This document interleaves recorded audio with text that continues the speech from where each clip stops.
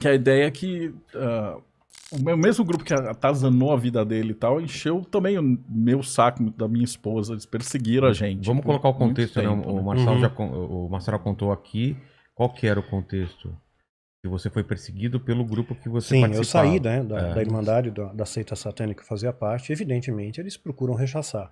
O grande receio que eles tinham é que eu ensinasse os segredos da automagia, né, e também fosse despertar a igreja para a realidade da batalha espiritual. No entanto, Filho do Fogo, embora tenha sido um livro assim bem Aliás, aceito, minha mulher terminou de ler aqui.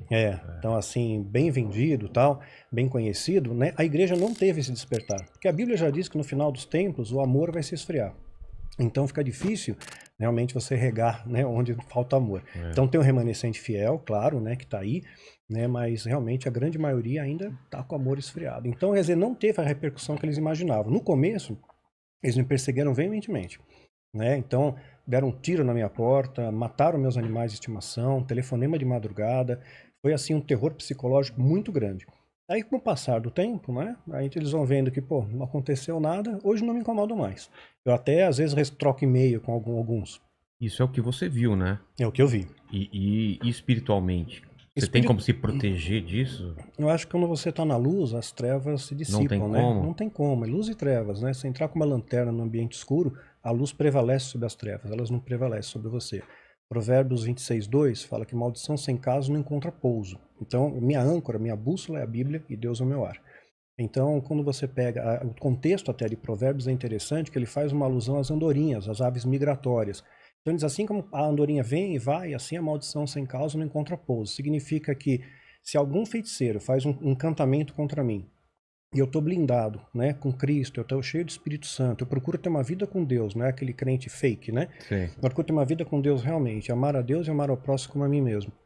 Então, colocando esses valores em prática, né, eu estou blindado, né? Então, quer dizer, o feitiço vem, ele ricocheteia, como diz até o termo, né? O feitiço veio, voltou contra o feiticeiro. É o que Provérbios acaba narrando. A gente volta ao lance da Irmandade, né? Que é a história que meio que une vocês. Qual que é a história, então? A sua, né? Quando você sai e você começa a ser perseguido. E você? A minha foi 2010, quando eu tava com a minha esposa lá, dando curso de cabala, tudo. E a galera chamou a gente pra, pô, vocês querem conhecer o templo e tal? Eu vou dar uns spoilers aqui, porque é o seguinte, a gente não conhece, na época a gente não sabia todos os meandros da história, a gente foi descobrir depois, com um cara que foi jurado de morte, fugiu pra São Paulo, e aí o cara contou todo o background, né? Então eu já vou dar com spoiler a história. Né? Ele falou, não, você pega lá e vai de táxi e tal, que tem lá na Barra, tem um templo enorme e tal, não sei o quê. Eu falei, beleza. Aí eu tava com a Priscila, e a gente foi lá no endereço que chegou e tal. Quando a gente foi abrir a porta do que era lá, tipo, atende uma mulher de baby doll, assim, toda produzida, já sensualizada e tal. Só que minha esposa abriu a porta, ela já tava levando cookie, umas coisas assim, ela olhou, a mulher olhou pra ele, saiu, putaraça, fechou a porta, entrou. Ele tá acompanhado, não sei o que tá Era acontecendo? Pra você ir sozinho? Eles não sabiam que eu tava com a minha esposa. Tá. Daí depois a gente descobriu qual é a loucura dos caras. Eles têm uns certos demônios lá da Irmandade, só podiam encarnar se eles fossem concebidos no ritual, não sei o que lá, e queriam que eu engravidasse essa sacerdotisa pra nascer esse demônio, esse mago que ia ser cuidado pela seita. Caramba. Tá ao nível das mortes. E aí que a gente tem as coincidências, tipo, a gente treinou Kung Fu desde criança, a gente chama Marcelo, a gente teve um treinamento em magia e tal, a gente tem um background muito parecido. Né? E depois a gente foi procurar outros caras, também eram Marcelos ou Marcelas, que também tem o mesmo protótipo. Depois eu descobri que esse núcleo específico do Filhos do Fogo, eles estão ligados ali à célula de Marte, né, de guerra. E tem outras células ligadas a Júpiter, cada uma cuida de uma parte. Então tem nego na política, como era, né? Isso faz muito tempo, eles apanharam muito desde então.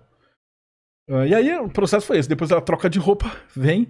E eu vou com eles pro templo. E o templo era um negócio cinematográfico, assim. Então era um lugar, parecia uma quadra pequena, fechada, toda preta, com espelhos em volta. E aí incorporava um cara que incorporava os Cerberus, que era um negão gigante, assim, ficava na porta rosnando, assim. E aí você entrava, tipo, cabeça de bode. Por que você não saiu correndo nessa hora pra sua casa? Cara, você tá de carona, não sei o que, e tá fechado. E eram os alunos, eles são super simpáticos. Tá. No negócio. E aí, na hora que você entra, já é tarde demais, né? Você não um cara querendo morder seu pescoço. É a parada, né? E um monte de cabeça de coisa, teco e resto, fedendo mosca. E a galera incorporada em volta. E minha esposa, ela é médium, né? Então ela enxergava, assim, nos espelhos os demônios passando e tudo. Então, parada, né? Nossa. Porque eles não tem como encostar na gente. Essa é pela pegada. Como a gente tem essa questão de ensinar e tá protegido pela luz, eles não tem como fazer nenhum mal. Então a ideia deles era o que a gente vai fazer? Chutar esses caras, trataram ela mal a noite inteira. E aí depois começaram a, tipo, mandar mensagem no Facebook. Era primórdios do Facebook. Facebook além ainda naquela época. Daí a mulher ficava mandando mensagenzinhas tipo, eu faço o que eu quero. Tarará. Só que a Priscila, a minha esposa, ela cresceu. O avô dela, ela é Martinelli, tem uma fazenda no Espírito Santo. O avô dela, ele é diácono lá. Então eles têm cemitério lá, igreja dentro da fazenda. Então ela cresceu com a avó dela, que era bruxa, estrega italiana, e o avô que era diácono, pastor e todas as rezas dessa parada. Então ela era uma bruxona. E essa mulher foi ameaçar ela de morte, não sei o que lá. E eles matavam cabrito com o nome dela. Então o que eles faziam era assim, pegavam o novilho, batizavam, punham o nome dela, aí alimentavam com erva, e depois sacrificavam no ritual, enterravam ele vivo, pra ele ficar morrendo, pra alimentar um demônio territorial, pro demônio vir na minha casa pra... Então teve coisas que, tipo, ela tava lá passando roupa, daí ia descer uma escada, ela sentia alguém empurrando ela. E ela caía da escada e tal. Então, sofreu um acidente de carro. Tava vindo levar esse livro do Cabala pra gráfica. Tipo, eu passei no negócio, um ônibus saiu e pegou o carro. Só que ele pegou o carro que passou junto do meu e bateu em todo mundo, a gente virou. Eu não morri por isso aqui. O carro deu um PT geral. Ou seja, a gente já tava protegido, né? A sorte é que nessa época eu contei a história aqui, eu já tava na maçonaria, então tava com o Wagner Veneziani, com o pessoal Rubens Sarraceni. E o colégio de magia do Rubens, da Umbanda Sagrada, ele tem uma egrégora de 7.777 magos. Então os caras são treinados em magia ainda. E aí esses caras estavam dando sustentação dentro da loja Madras. E aí, tipo, voltou. Quando voltou, aquilo que a gente discutiu no comecinho da live... Se os caras não acham brecha, a maldição bate e volta. Volta pra eles? Volta pra eles. A mina sofreu um puta acidente de carro, se estrupicou toda, tal da sacerdotisa lá. E aí os caras jogaram de morte. Foi uma guerra espiritual fodida. Eles jogando demônios. E o pessoal do lado de cá, a gente trabalhava com anjos ou com entidades da Umbanda, né? E aí nessa entidade você tem uma galera que trabalha em conjunto, mas principalmente o pessoal da teurgia, né? Anjos. Depois a gente fala um pouquinho mais como é que funciona trabalhar com anjo, porque o anjo você não manda, você pede. E você tem que merecer. Então você tem que estar puro e tal e fazendo esse trabalho. Só que qual que era o grande problema? Eles tinham uma quantidade enorme de escravos espirituais. E quando eles... Não dava pra fazer a rapa, tipo, vamos juntar uma galera de anjo e ir até lá e tirar o poder dos caras. Por quê? Se você matasse, destruísse ou capturasse todos esses demônios... Aqueles caras escravizados iam continuar sendo escravizados, só ia surgir outro demônio. Então o que a gente fez? Começou a provocar os caras na internet, era uma treta gigante, até humilhar os caras, brigar, até que teve, por volta de 2012, quando já ia ter o fim do mundo e toda essa parada, os caras fizeram aquele ataque gigantesco com tudo que tinha daquele núcleo. Só que a gente já estava tudo preparado, ataque os terreiros, espiritual. Já estava tudo preparado com anjos e uma porrada de coisa, e eles teve uma batalha gigantesca, e eles capturaram e fizeram a rapa em todos aqueles condenados, entendeu? E levaram pra doutrinação. E aí aquele terreiro pifou. E foi a época que a gente depois pegou esse cara que fugiu, que foi ameaçado de morte, e falou, cara, esses caras do terreiro se fuderam. Então, um cara se suicidou, o outro sofreu um acidente, o outro perdeu tudo. Então, cada um desses caras que tava naquele núcleo ali se deu muito mal. E aí a gente ficou esperto. Dentro da maçonaria a gente viu que, tipo, pô, cara, tinha bastante satanista lá dentro. E aí a gente começou a caçar um por um de dentro pra fora. Então, graças aí ao pai Rubens, toda a galera da magia da Umbanda Sagrada e tal, a gente começou a ver onde é que tinha foco de satanista fazendo merda ali e fomos limpando. Tanto que depois a maçonaria rachou, separou, teve treta, o grão-mestre dos caras foi pego fazendo abuso. Aí você tem, se você digitar Castelinho de Curitiba, os caras dando golpe. Então hoje esses caras fugiram e eles estão, tipo, na internet dando golpe. Então se você tiver aí, você que tá escutando o podcast, você recebe uma chamada da maçonaria, tipo, junte-se a nós, preencha aqui, né, pague só isso aqui. É golpe. E você vai ser enganado, vai ser roubado. Isso não é mais maçonaria. Então a maçonaria, pelo que a gente tem tentado fazer, tá limpa. Né? E um outro infiltrado palhaço que aparece lá, mas a maioria dos caras que estavam lá do mal mesmo já tá dentro dessas picaretagens. E aí essa foi a treta. E aí foram 2 anos ruins, assim, de tipo, tá acontecendo coisas, acontece acidente com o pai, com a mãe, do nada, até que estoura dentro de casa. Então a gente tava lá reforçando proteção direto e tal. E aí você tem que estar dentro do bem, porque senão você deixa a brecha. Mas, então, bateram em você, não conseguiram, na sua mulher não conseguiram. Aí eles tentam ir pra parente, tem esse poder? Vai indo onde pegar. Vamos supor, ele é meu parente, tipo, ele bebe. Então eu não consigo, eles não conseguem me afetar, mas aí ele dá uma margem. Aí o que eles fazem? Tipo, arrebentam com ele, deixam ele no hospital. Aí, tipo, eu vou ter gasto, conta.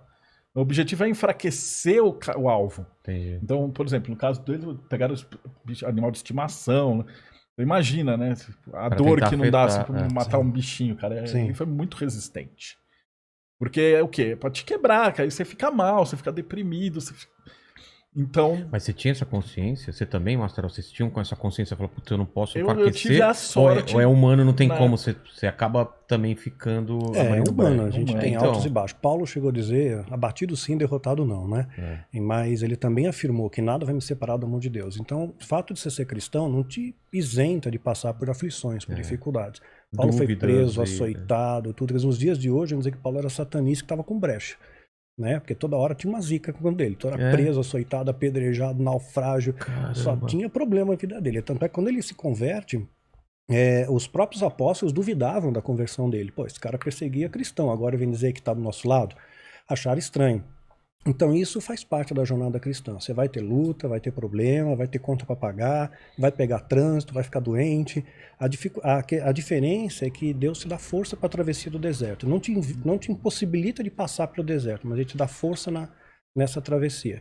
Né? Essa é a pegada, né? Ele te ajuda na travessia. E eu estava preparado também. Eu tive uma vantagem em relação a ele, porque eu tinha uma egrégora em volta e a gente já sabia que a pancada vinha, né?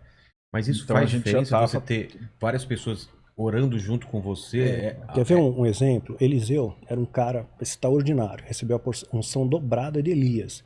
Então Eliseu ressuscitou defunto, fez o machado flutuar, multiplicou o azeite da viúva. E mesmo assim, a Bíblia diz que ele morreu da doença que ele tinha. Por alguma razão, Deus não o curou. Então tem coisas que Deus não vai fazer por você. Você vai ter que passar, e a gente não entende o porquê. Deuteronômio 29 diz que as coisas encobertas pertencem ao Senhor e as reveladas a nós. Timóteo, que era um filho para Paulo, tinha problemas de estômago. Paulo descreve para ele, mistura um pouco de vinho na água, porque era muito alcalina, né? Causa o seu estômago e as suas múltiplas enfermidades. Ou seja, o menino era podre, tinha uma saúde frágil, né? Paulo disse também que deixou Trófimo doente e Mileto. O cara já chama Trófimo, imagina o bullying na escola. E ainda porque ficou doente, quer dizer, não foi curado. E um lenço de Paulo curava o enfermo. Então tem situações que às vezes Deus não vai te responder, não é falta de fé, não é brecha, não é legalidade, mas Deus vai te dar força para aquela travessia, para aquele momento. Então eu passei por muitas dificuldades, não estou isento de passar, mas Deus me dá força. Você pode atravessar o vale da sombra e da morte, né? Ainda que, a Bíblia fala, né? Deus vai estar com a gente.